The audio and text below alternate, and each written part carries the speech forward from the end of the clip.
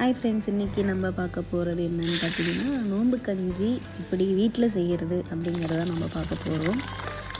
உங்களுக்கு எல்லாத்துக்கும் தெரியும், இந்த நோன்பு கஞ்சி வந்து எப்போ ரொம்ப ஸ்பெஷலாக இருக்கும் அப்படின்னு. எல்லா முஸ்லீம்ஸும் நோன்பு இருக்கவங்க வந்து பார்த்திங்கன்னா, நோன்பு திறக்கிறப்ப நோன்பு கஞ்சி குடிக்கிறது ஒரு வழக்கம் அவங்களுக்கு. அதுவும் பள்ளிவாசலில் நமக்கு எல்லாத்துக்கும் கொடுப்பாங்க. அதுதான் வந்து நம்ம வீட்டில் எப்படி அதே டேஸ்ட்டில் செய்கிறது அப்படிங்கிறது பார்க்க போகிறோம். நான் வந்து மீட் இன்றைக்கி எதுவும் சேர்க்கலை, நான்வெஜ் எதுவும் சேர்க்காமல் நோன்பு கஞ்சி எப்படி செய்யலாம் அப்படிங்கிறது தான் பார்க்க போகிறோம். ரொம்பவுமே நல்லா இருந்துச்சு.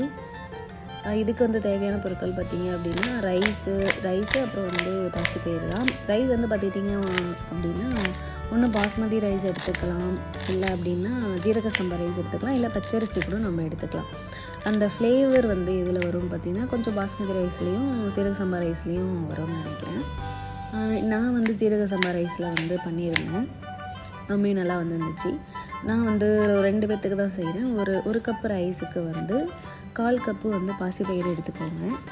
எடுத்துகிட்டு ஒரு வெங்காயம், ஒரு வெங்காயத்தில் வந்து அரை வெங்காயம், அரை தக்காளி, ஒரு 3 பச்சை மிளகாய் நான் வந்து சேர்த்துருக்கேன். உங்களுக்கு காரத்துக்கு ஏற்ற மாதிரி எவ்வளோ வேணுமோ சேர்த்துக்கோங்க. கொஞ்சம் புதினா எடுத்திருக்கேன்.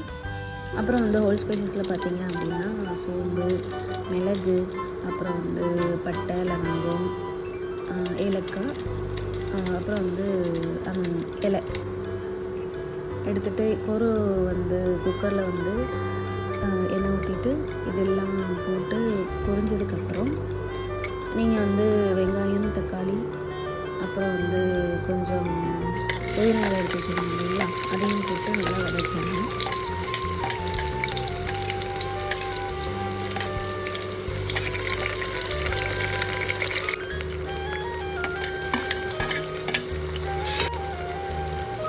நல்லா வதக்கிட்டு கொஞ்சம் உப்பு போட்டுக்கோங்க.